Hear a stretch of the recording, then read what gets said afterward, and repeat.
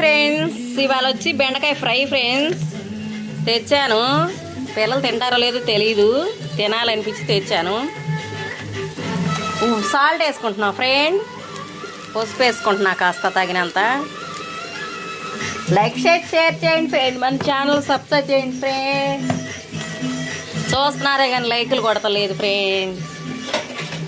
Like చేయండి friend, టయానికి తినండి ఫ్రెండ్. కారం వేసుకుంటున్నాను ఫ్రెండ్,